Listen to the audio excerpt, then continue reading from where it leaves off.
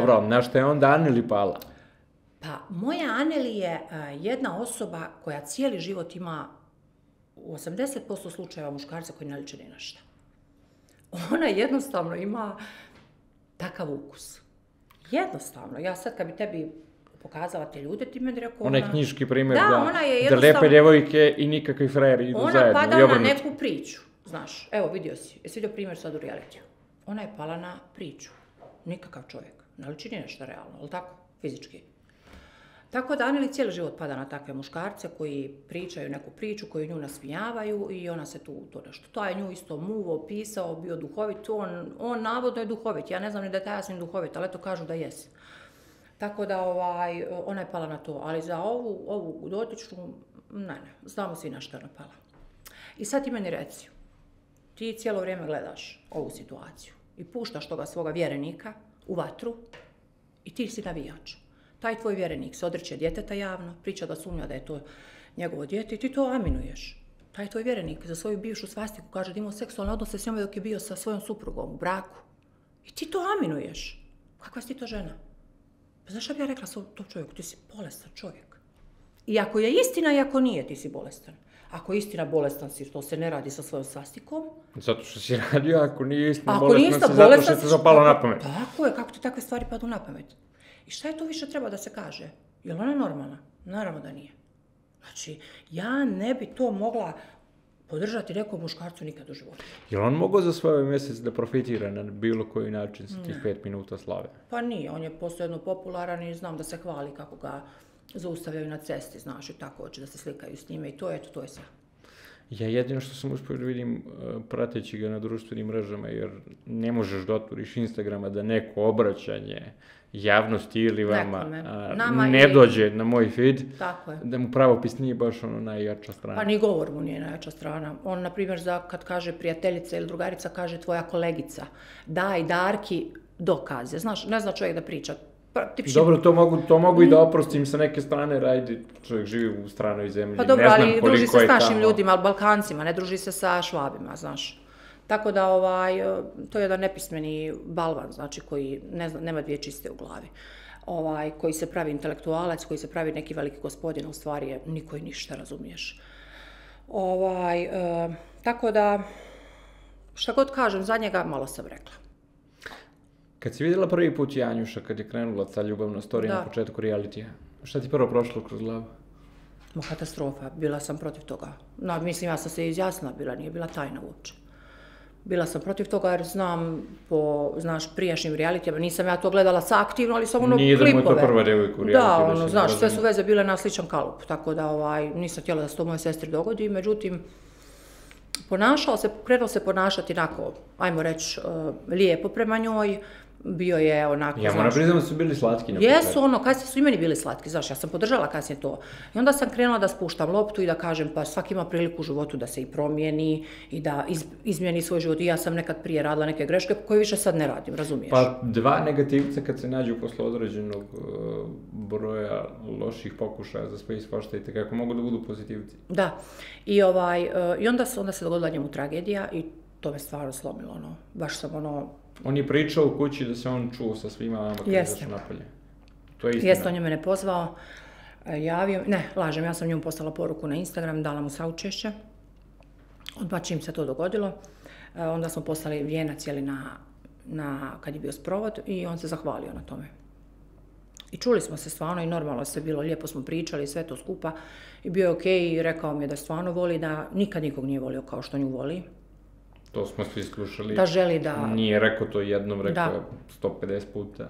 Da želi da ima i porodicu s njome i da se oni vjenčaju i to. Ja sam govorila, nemojte vi u realitiju da slučajno napravite porodicu i morate da živite vani zajedno neko vrijeme da vidite jeli šta i kako, svakako su vam životi i na dvije strane i ti imaš dijete i ona ima dijete, znaš.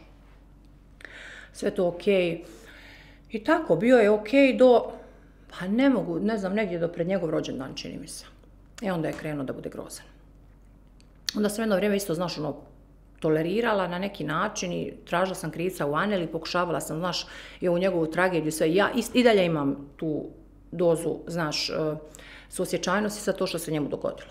To je užasno i svako normalan bi stao na njegovu stranu. Tako, i njegovu polupanost. Ali ja ne mogu da stanem na nečiju stranu ko jedan dan ženu voli najviše na svetu, pa sljedeći dan spava s njom, pa mu je treći dan ta ista žena radioaktivni otpad, pa četvrti dan ćemo da imamo dete. Apsolutno. Tako da kažem... To, znači, ne postoji stvar na ovom svetu koja može se dogoditi da mogu da opravdam to. To ne može niko normalno opravdati. Postoje ovi fanatici neki koji to pravdaju, neki ljudi koji kažu pa on nju voli. Zašto tako voli? Dodali smo i prosjedbu. I prsten. Pa i ono je bilo smiješno, znači nije ono nikakav... Znaš, vidjelo se i tu da tu nema ni neke emocije. Kako da ti kažem, ne mogu ja sad reći da on nikad nije imao nikakvu emociju zaneli. Ali nije meni je jasno da se tu dogodila hemija. Da, ali nije imao emociju koju treba da ima. Jer ne možeš ti imati emociju prema nekome i na taj način ga šikanirati, vrijeđati, derati se, izbacivati iz rehaba, zadovoljiti svoje potrebe. Znaš, dođeš pa zadovoljiš svoje potrebe, pa sutra dan opet nekog nabiti nogom i tako to. Mislim, vidi, Milane, to je prebolestan odnos i katastrofalan. Ja to više nikad u životu neću podržati. Niti ću, ja ne mogu njoj zabraniti, ali uradit ću sve što je moje moći da se to više ne dogodi, razumiješ? Jer ona je žena koja nije zaslužila takve stvari. Definitivno. Nije ni jedna kako god je bilo. Nije jedna, apsolutno. Niko to nije zaslužio. Niko. Desila se tragedija, on se vratio u kuću. Vratio se u kuću i prva stvar koja mi je zaparala uši, koja mi se nije svidjela, bila je ta kad je ušao, rekao je njoj da ona ima nenormalan hejt, svima je to ispričao, da su njega ljudi pljuvali, pisali mu svašta za nju, govorili užase o njoj, iznosili neke stvari, i on je zbog nje dobio hejt. On je to na taj način predstavio. A to nije istina. Ona kad je ušla u vezu s Janjušom, ona je dobila hejt. Ona je dobila ogroman hejt. Znači, meni su svi rekli što je ušla s njim u vezu. Znaš, on je valjda neko koji stvarno nije miljenik naroda na neki način, vjerovatno. I ona kad je ušla u vezu s njim, ljudi su se tu, znaš, baš onako počeli da je gaze, da je vrijeđaju, da izmišljaju svašta, plus ovaj vani luđak što je radio sve to skupa. Međutim, meni se prva stvar koja se nije svidjela je bila ta, što je on to ispričao. Znači, na taj način, kao da je ona neka omražena, i on je sad tu neka žrtva, ali on toliko se bori za svoju ljubav da će on ostati dalje s njome, mimo svega, kao znaš što se njoj događa. On je neko ko godinama ima hejt, svačaš i živi s tim hejtom i dobro zna da ga sve te stranice koje hejtuju i to nikad nisu podržavale. Tako da, to je prva stvar koja mi zaparila uši, ali opet sam tu negdje, znaš, on rekla, ajde, pusti, znaš, vidit ćemo, znaš, možda, znaš, u nekom je lošem stanju, pa uvijek sam neka opravdanja nalazila.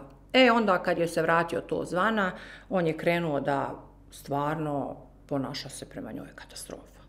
Baš to je bilo iživljavanje, tako se na kravi ne bi čovjek znaš iživljavao. To, nama je doma bilo katastrofa. Ja ne znam, ja bi bila ušla. Mama mi je stvarno to teško podnijela, razumiješ sve skupa. Bolno je to gledati. Ona je bila prema njemu dobra. Ima ona svoje mane, ali... Naravno, svaki čovjek ima mane i negdje se ljudi privlače međusobno po sličnostima, čak i po manama i vrlinama. To nije vrijedno tog tvog ponašanja, čovječe. Razumiješ? Pritom flertuješ sa svim ženama. Flertovo si s Majom, flertovo si s Jovanom. Sa svakom koja je tu negdje bila, ti si flertovo, razumiješ? Tako da, opet stalno sam konstantno nekakve, znaš, davala mu, ne mogu reći šanse, nisam ja njemu roditelj pa da ja njemu davam šanse. Mislim, na kraju će odnos u finalno odlučiti Ana ili on, šta god je bilo. Da, ali to je završena priča. Neće se Ana više nikad s njim pomiriti. To je gotovo. Ja to vidim po njoj. Nema tu više od toga ništa. I to je najbolje i za nju i za njega. Najbolje. Ti si imala priliku da uđeš u Rajski vrt i da pričaš sa Aneli? Jesam. I to je izgledalo vrlo haotično na televiziji. Šta nismo vidjeli? Pa jednostavno nisam imala puno vremena i htjela sam u malo vremena da još što više objasnim neke stvari. Ja sam to gledao na live-u i meni izgledalo kao da tvoje reči uopšte ne dolaze do njenog mozga. Došle su, nego ona je, ja kad sam ušla vidio se da je tresla se i plakala, ona je prestala da pije lijekove za anksioznost jer je bila trudna u tom trenutku i ona nije bila dobro. Vidio si njezino ponašanje, ne mogu, nije mi dobro, znaš, nije joj dobro jer ona pije tabletu koja njoj zaustavlja anksioznost i naravno kad je naglo prestala da pije da njoj nije dobro u tom momentu. Tako da dopiralo je to sve do nje. Ona je bila u šoku, naravno, kako neće biti u šoku? Prvo ušla sam joj dole, znači poslije 9 mjeseci, nismo se ni vidjeli ni ništa, ušla sam joj dole i rekla sam joj to sve, još ona sva od sebe polupana, takva trudna, boji se izaći vani, sluša dole neke nenormalne priče koje pričaju ljudi da je traže neke ljudi iz zatvora. Molim te, šta se događa s tim? Kakvu ona potirnicu ima? Gdje je ona zaradila tu potirnicu? Je li to iz veze sa Asminom? Ne. To je ona priča od onom koferu što je pričala, kad je prenosila taj kofer s parama. Ona je to dole ispričala i ona kad je ušla, ona je rekla ja nikad neću ništa slagati. Ja ću sve reći što sam u životu radila. Tako da ne mogu da imam sutra neke probleme.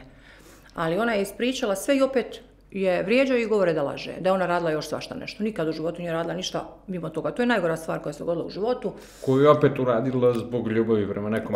Ako sam dobro povezala stvar. Bila je u vezi s jednim momkom i to se skupa i to se sve dogodilo zbog njega, na neki način, ajde neću da pričam sad o toj osobi, ali ona je cijeli život bila žrtva za muškarce. Uvijek im je udovoljavala, znači i žrtvovala se za njih da bi oni bili sretni, a i ona s njima, ali uvijek je to se izlazilo na nos.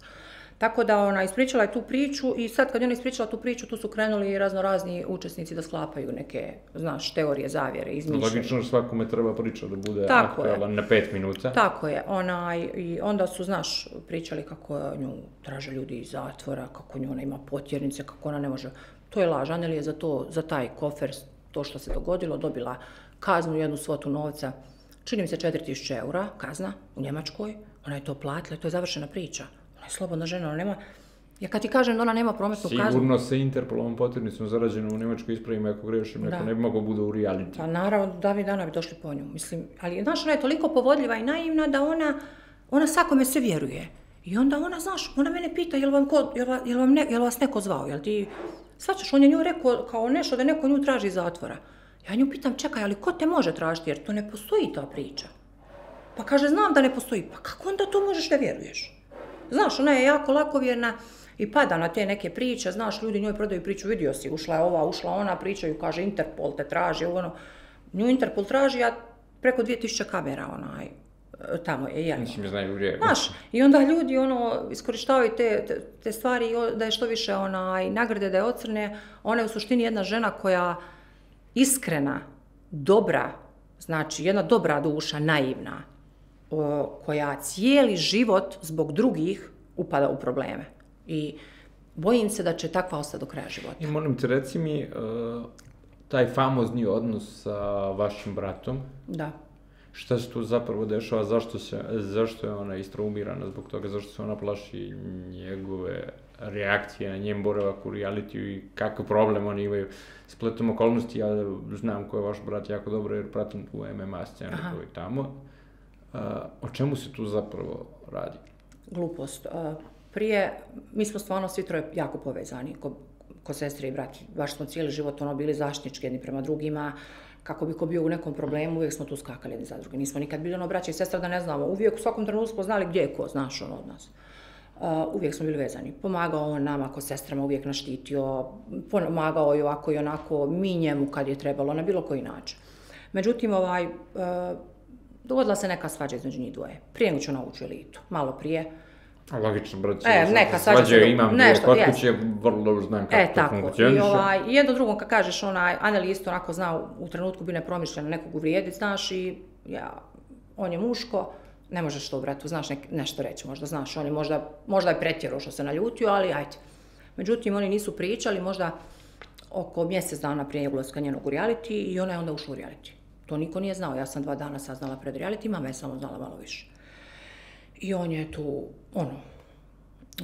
naljutio se, mislim, i ja sam se naljutila, ali ja sam joj sestra i ja sam žena pa ja sam to drugačije podnijela, znaš, on je muško i on se tu stvarno na nju naljutio i onda kako je tekao reality, kad je krenuo od ovo da radi, sve više i više se ljutio, jer taj reality ne teče onako kako bi trebao nekako teći da se to vrti oko nje, nego se krenuo vrtiti reality i oko nje i oko nas, znaš, izvlači se i istine i neistine, znaš, pričaju se i pišu se i naravno da ga je to povrijedilo. I onda taj cijeli odnos, dole je našla toga momka, ona je nama obećala da ona neće ni u kakav odnos ući. To je bila stvar kad sam pristala na sve. Dobro, reci mi, jel on ikad reagovao da je zaštiti od Asmina? Pa Pokušavao je on sad cijelo ovo vrijeme, brat se trudio i sve to skupa, znaš, da se to zaustavi, zvao ga i bilo je tu raznih neke situacije, ali ne bi o tome da pričam. Ali... Nije, sad ti pitam čisto, brat, ko sad da, naravno, kako nije tikva bez korena, pa i mene da mi neko sestru ustane. Tako je, pa Asmiju nije dirao samo Andeli, Asmiju je dirao i mene, i Aneli, i mamu. I mamu, razumiješ, znači, bilo je tu razne neke situacije, ali ja ne želim o tome da pričam, to je za, privatno da ostane.